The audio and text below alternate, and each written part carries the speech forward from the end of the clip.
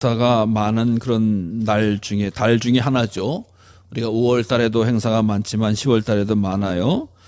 그래서 이 10월 1일 국군의 날로 시작해서 3일은 개천절이고요. 9일 어저께는 또 한글날이었고, 또 우리가 흔히 들어보지 못했던 그런 날 가운데 하나가 10월 15일이 바로 흰 지팡이의 날이다라고 합니다. 흰 지팡이가 세상적으로 드러난 것은 1930년대쯤에 이 1차 세계대전 당시에 프랑스에서 이 시각 장애인들을 위해서 나타난 그런 캠페인이에요. 우리가 알다시피 시각 장애인들이 지금은 누구나 다 길을 다닐 때 흰 지팡이를 이렇게 두들기면서 다니는 거 아실 거예요. 그 흰 지팡이를 들고 다니는 것은 옛날에는 그 시각장애인들에 대해서 때로는 동정하기도 하고 연민을 느끼기도 하고 또 불쌍히 여기기도 하고 뭐 쯧쯧쯧 하면서 또 혹은 때로는 불쾌하게도 여겼던 것이 사람들의 의식이 있었는데, 흰 지팡이를 가지고 세상을 나오는 그런 시각장애인들 좀 격려하자. 그들이 암흑세계에 묻혀져 있지 않고 그 어려운 발걸음 한 걸음 하는데 좀 격려 좀 하고, 또 그들에게 좀 성공할 수 있도록 좀 이렇게 협력 좀 하자라고 하는 그런 캠페인이 벌어지기 시작했다고 그럽니다. 그래서 1980년도에 세계 맹인연합회가 흰 지팡이의 날로 10월 15일을 선포했고, 또 우리나라도 그 영향을 받아서 1972년도에 도로교통법에 의해서 이 시각장애인들, 맹인들에게 도움을 주고자 합니다. 그래서 이 시각장애인들이 길을 갈 때는 흰 지팡이를 갖고 다녀라. 그리고 길을 건널 때에는 모든 차량은 서라. 우리가 이제 차량을 운전하다 보면은 뭐 여러 가지 스트레스를 많이 받는 게 한국적인 그 운전 현실인데, 지팡이를 가지고 길을 건넌다라고 하면 때로는 건널목이 아니더라도 운전하는 사람은 무조건 서야 됩니다. 함부로 또 욕을 하거나 또 불쾌감을 느낄 필요도 없고, 저분이 어려운 세상 가운데서도, 어두운 세상 가운데서도 발걸음을 세상을 향해서 나오고 있구나라고 하는 것을 이해하고 격려하고 수용해서 그의 삶 가운데서 잘 협력하는 의미로 모든 운전자들은 그 차량을 정지하도록 되어져 있다라고 하는 거예요. 그래서 우리 사랑하는 성도님들도 이 정신과 이 마음을 잘 담으시기를 바랍니다. 자, 제가 왜 지팡이 말씀을 드렸냐라고 하면은 지팡이를 가지고 나타나는 사람입니다. 그것이 바로 아론이다. 성막에 있어서도 우리가 법궤가 있는 곳에 거기에 보면은 바로 아론의 쌍난 지팡이가 들어가 있다라고 하는, 쌍난 지팡이. 십계명이 들어가 있고 만나가 들어간 항아리가 들어가 있고 아론의 쌍난 지팡이가 법궤 가운데 있다. 그럼 아론이 누구냐라고 하면, 누구나 아론은 모세의 형입니다. 육신으로는 모세의 형이 되지만 사역적으로 보면 하나님이 모세의 형 아론을 대제사장에 임명하세요. 그리고 약속하신 말씀이 무엇이냐? 바로 아론의 아들들은 대제사장이 되거라. 그리고 아론과 모세가 속해 있는 레위 지파는 제사장과 성전의 일을 감당하라 라고 하는 것이 하나님의 명령이고 말씀이셨어요. 오늘 본문의 말씀 가운데서 예수님을 큰 대제사장이다라고 말씀해 주고 있는 거거든요. 그래서 육신으로 아론의 혈통, 아론의 계보가 아닙니다만은 하나님께서 아론에게 주어졌던 그 아론의 자손들과 후세들에게 주었던 그 영예로운 그런 축복의 말씀을 바로 예수님에게 해주셨다라고 하는 거예요.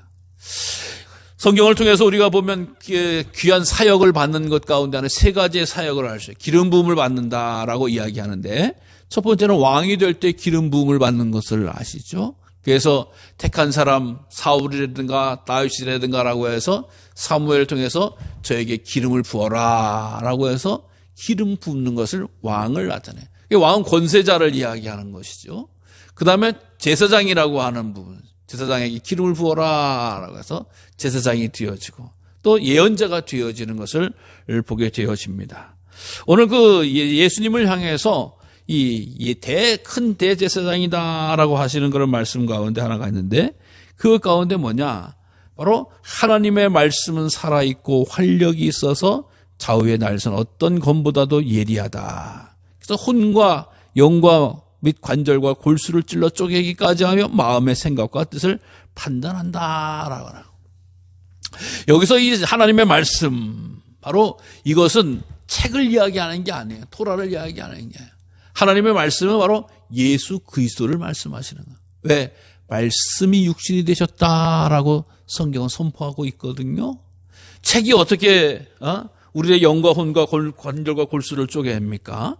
또 우리들의 마음과 생각과 뜻을 어떻게 판단합니까? 그것이 아니라 예수님은 살아계시다라고 하는 거예요.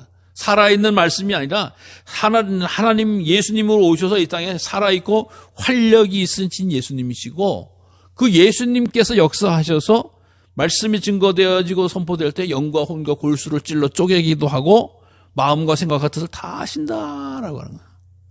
우리가 예수님의 공생의 활동을 3년이라고 푼다고 하더라도 그 짧은 기간 동안에 예수님이 만나는 사람 앞에 낱낱이 다 드러나는 것을 볼 수가 있죠.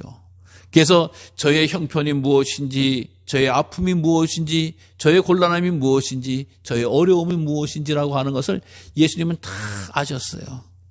세상 사람들은 몰라요. 주변 사람들은 몰라요. 곁에 있는 사람들은 몰라요. 근데 예수님은 다 아셨다라고 하는 거예요. 그래서 그 형편과 처지에 알맞는 응답과 축복과 역사를 나타내 주셨다라고 하는 거예요.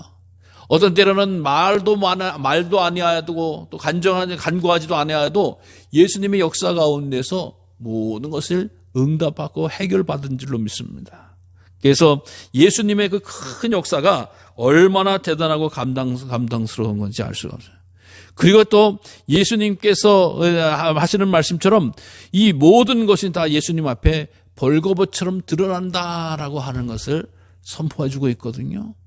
그래서 우리가 세상 가운데서 숨기거나 가릴 수가 없으신 분이 바로 예수님이시다라고 하는 거 아니겠어요? 네. 주님 앞에 나오면 우리가 뭐든지 사하고 모든 형편과 처지를 아시고 불쌍히 여겨주신다라고 하는 것처럼 우리의 형편과 처지를 가장 정확하게 아시는 분이 바로 예수님이시고, 정확하게 우리들을 판단하시는 분이 바로 우리 예수님이시다. 근데 그분이 바로 우리에게 큰 대제사장이 되신다. 큰 대제사장이 되신다. 아까도 말씀을 드렸습니다. 대제사장, 그 가운데서 큰 대제사장이다. 어떻게 보면 가장 큰 대제사장이고, 또 다른 말은 유일한 큰 대제사장이다라고 하는 분이 바로 예수님이시다라고 하는 거예요.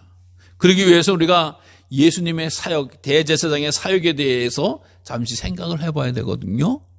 대제사장이라고 하는 직책이 생겨난 것은 아시다시피 이스라엘 백성들이 출애굽으로 광야길에서 율법을 통해서 성막을 모세에게 주십니다. 그래서 성막에 일할 수 있는 사람들을 세우게 되어지는 거예요. 그래서 아론과 아론의 자녀들이, 아들들이 대제사장이 되어진다라고. 그래서 대제사장은 어떤 일을 하느냐? 물론 그 주변의 성막에서 무슨 여러 제사 드리는 일을 돕고 협력하는 사람들, 제사장들이 해야 되는 일들이기도 합니다만은, 특별히 대제사장은 뭐냐? 지성소에서 사역을 하십니다. 지성소라고 하는 것은 성막이 이렇게 있으면 옛날 공부했던 거 기억나시는지 모르겠지만 그 성막에 이렇게 텐트가 담이 있고 울타리가 있고 그 안에 텐트가 있는 거예요. 큰 텐트가 있는 거예요. 그리고 나서 거기 텐트가 갈라져 있죠. 그래서 이 안쪽에 제일 깊은 쪽에 거기에는 법궤가 있어요. 예. 거긴 법궤가 있으면서 그 밖에는 등대도 있고 떡상도 있고 촛대도 있고 또 그다음에 또 이렇게 씻고 있는 그런 물도 있고 여러 가지가 있는 것을 볼 수가 있거든요. 근데 이 지성소 안에는 딱 법궤만 있는 거예요. 그 법궤 속에 아까도 말씀 십계명 들어가 있고 쌍난 지팡이 있고 만나 항아리가 있는데 거기 대제사장만이 거기를 들어가는 거. 1년에 한 번 들어가는 거거든요.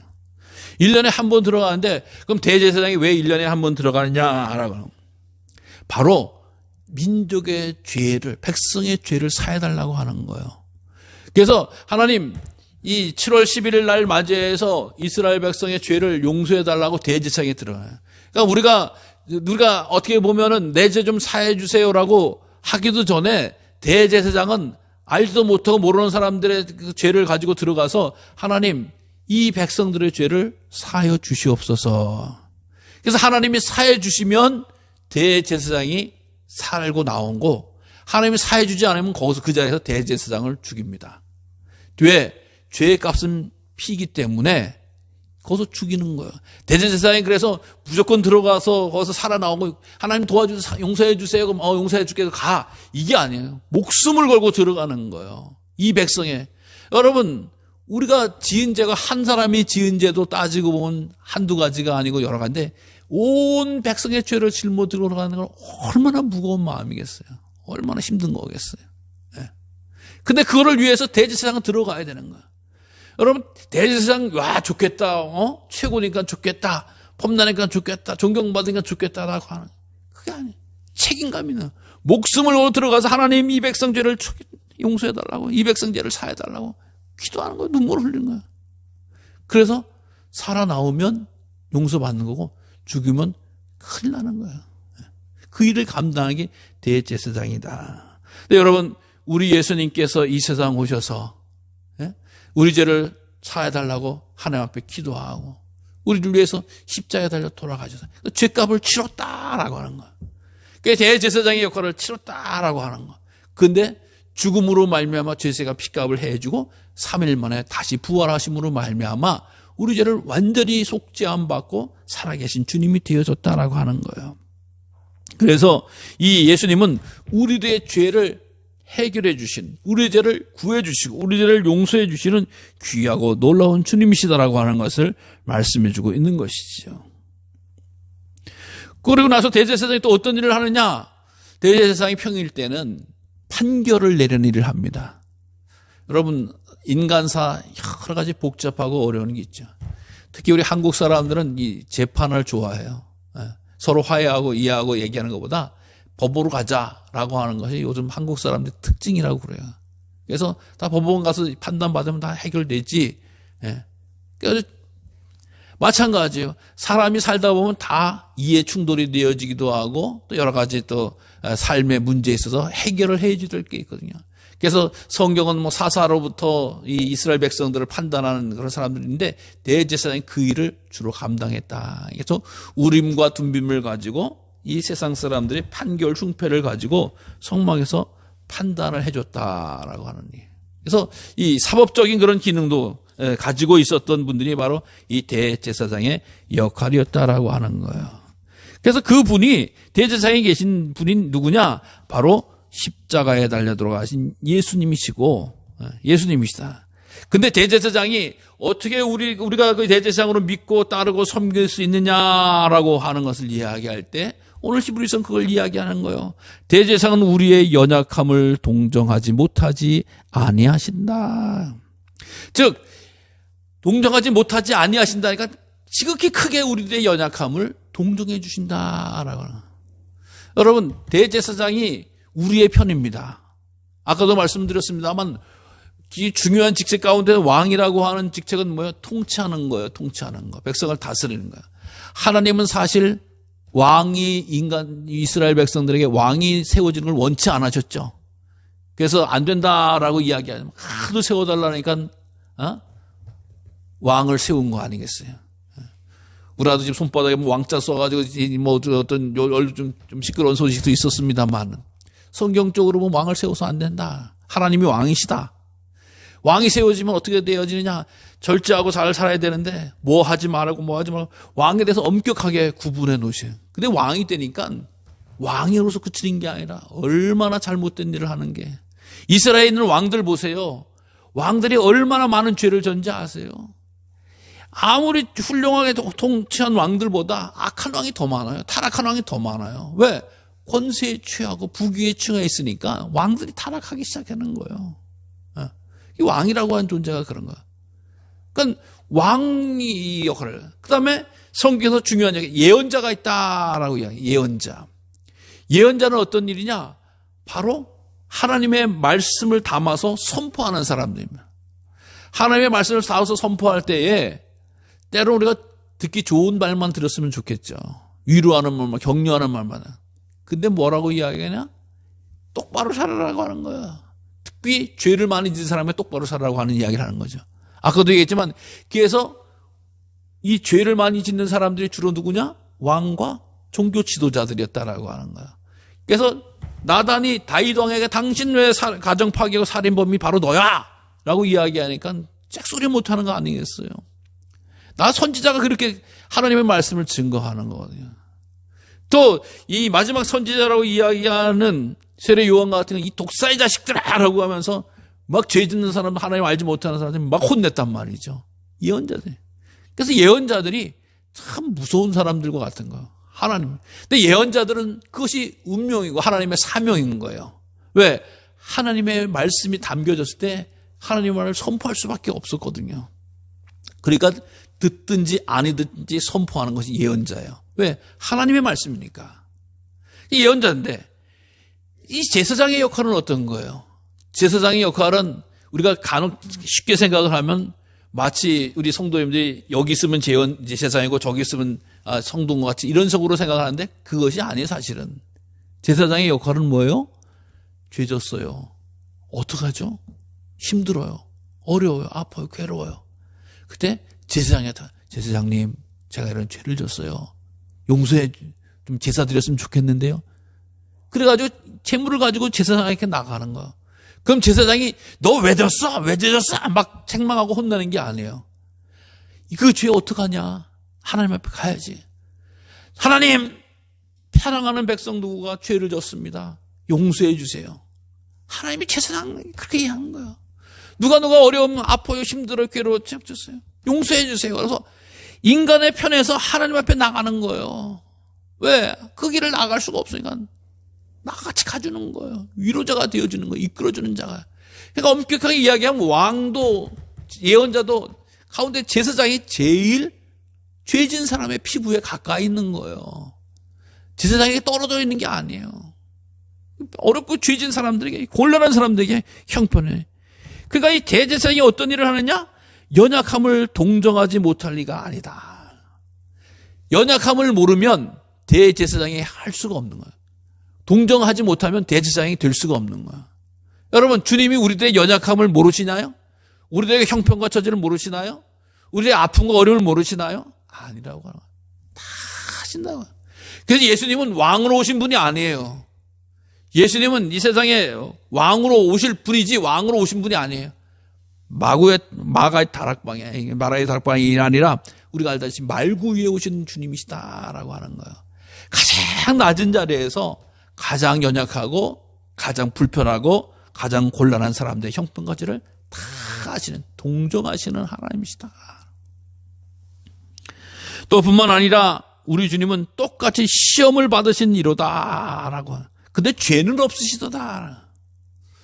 여러분, 우리가 죄를 졌을 때 내가 그때는 참지를 못해가지고 말이야. 그때는 욕심이 눈이 어두워서. 내가 그거는 뭐였었는가 봐. 대개 보면 자기 욕심 때문에 그래요. 시험을 드는 거예요. 시험에 드는 거죠. 근데 그 시험이 되게 뭐냐? 무슨 걸 가질까? 무엇을 먹을까? 무엇을 취할까? 어떻게 하면 높은 자리에 올라갈까? 라고 하는 게 다 죄의 유혹 가운데 있는 것이다. 예수님께서 이 세상 오셔서 사탄에게 시험을 받으셨어요. 시험을 받으셨다라고 하는 것은 예수님쯤 되니까 시험을 받았다라고 하는 게 아니라 이 인생을 살아가는 모든 백성들에게 마귀가 던져주는 거예요. 뭘 먹을래? 뭘 먹을까? 어떤 명예를 얻을까? 어떤 자리에 갈까? 어떤 높임을 받을까? 어떤 칭찬을 받을까? 어떻게 살아가면 유리할까? 이걸 자꾸 던져주는데 그 시험을 받았어요. 근데 우리는 어떻게 돼요? 때로 넘어져요. 때로 그 코에 걸려요. 이게 연약한 인간의 모습이라고 하는 겁니다. 근데 주님은 넘어지지 않았어요. 시험을 이기셨어요. 극복하셨어요. 여러분, 우리 인생에 있어서 비밀은 뭐냐? 이기고 극복한 분한테 얘기를 들어야 되는 거예요. 말씀을 들어야 되는 거예요. 죄를 물리치고 시험을 이기신 분한테 그 마음과 뜻을 다 그분의 이야기, 음성을 듣고 지혜를 듣고 또 그걸 가지고 이겨나가야 돼요. 한 번 지으면 됐지 두 번 질 수 있느냐라고 하는 거 아니겠습니까? 바로 예수님은 완전하고 완벽한 인간이기 때문에 우리가 똑같이 시험을 받으셨어요. 근데 죄는 짓지 않으신 거예요. 그러니까 그분에게 의지하고 그분의 지혜로 그분의 마음을 담으면 우리가 죄를 짓지 않을 수 있다라고 하는 거예요. 우리가 인생을 살아가는 동안에 죄와 함께 살아가려고 하는 사람들이 아니잖아요. 죄를 이기고 죄를 극복하고 죄를 물리치고 유혹을 벗어나고 주님이 기뻐하신 대로 살려고 하는, 이러기 위해서 우리가 주인을 예수님으로 섬기는 거예요. 주인을 제물로 섬기는 게 아니라, 주인을 권력으로 섬기는 것이 아니라 예수님을 주인으로 섬기는 거예요. 그렇기 때문에 예수님이 공급해 주는 힘과 능력과 은혜가 우리 가운데 있고 결국에는 거룩하고 복된 성도의 삶을 살아갈 수 있게 해주신다라고 하는 것을 말씀해 주고 있습니다. 사랑하는 성도 여러분, 우리가 살아가는 세상이 정말 만만치 않은 세상이고 험난한 세상이다라고 하는 것 알 수가 있어요. 근데 우리를 그냥 고와 같이 내버려 두지 아니하고 우리를 향해서 큰 대제사장 예수님은 오늘도 이 시간에 우리를 위해서 중보하고 계시고 기도도 하고 계시고 위로하고 계시고 응원하고 계시고 더 새 힘을 부어주신 줄로 믿습니다. 그래서 우리가 신앙생활 하는 동안에 눈과 마음과 귀가 열려져서 주님의 손길 가운데 거하고 주님의 은혜 날개 아래 거하는 것이 얼마나 복되고 귀한 일인지 알 수가 없다라고 하는 거예요. 예수님은 변개함이 없으신 그런 주님이십니다. 그래서 이 세상 오셔서 우리에게 능력으로 힘으로 지켜주시고 또 세상의 평강으로 우리를 인도해 주시는 분이시다라고 하는 거. 그러니까 우리 인생은 주님과 동행해야 되는 거예요. 주님을 알아야 되는 거예요. 주님을 믿어야 되는 거예요. 주님을 의지해야 되는 것이다 라고 하는 겁니다. 이 세상에 제 아무리 좋고 제 아무리 훌륭하고 제 아무리 어때도 주님과 동행하지 않으면 외롭고 그 인생은 실패할 수밖에 없다라고 하는 거. 우리가 연약할 때, 우리가 아플 때, 우리가 죄에 가했을 때 우리를 위해서 우리 편에 서서 용서해 주고 기도해 주시고 안위해 주시고 지켜주신 주님이 우리를 천국까지 인도해 주시는 거예요. 천국 가는 길은 내가 찾아가는 길이 아니에요. 주님의 인도함을 받아서 가는 거예요. 주님의 손에 이끌려서 가는 거예요. 내가 갈 테니까 주님 기다리세요 라고 하는 게 아니라 주님 나를 인도해 주세요. 주님 천국에 이르기 나를 지켜주세요. 주님 천국 갈 때까지 나를 붙잡아 주세요. 그래서 이 세상에서 나올 때 때때로 무너지고 때때로 허물어지고 때때로 넘어지는 우리 인생을 세우실 수 있는 분이 필요한 거예요. 어떤 분은 때로는 권력으로 삼기도 하고 어떤 분은 재물로 삼기도 하고 어떤 분은 인기로 삼기도 하고 어떤 분은 자녀로 삼기도 하고 어떤 분은 학식으로 실력으로 삼기도 하지만 그것이 다 소용이 없는 거예요. 하나님 나라에 가는 길까지는.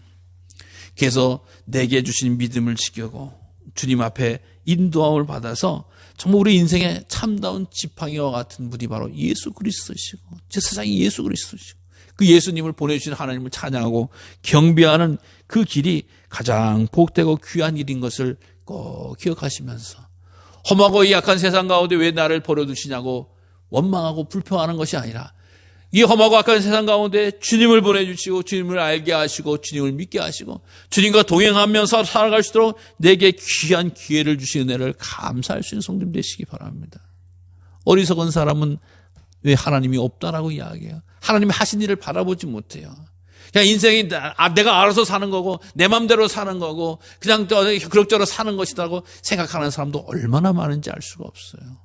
그러나 우리 하나님 그것이 아니라 하나님께서 나를 향한 구원의 계획과 섭리와 은총 가운데서 예수님을 보내주시고 그 예수님을 믿음으로 말미암아 하나님의 본향에 이르는 복을 누릴 수 있도록 길을 열어주셨다라고 하는 거예요.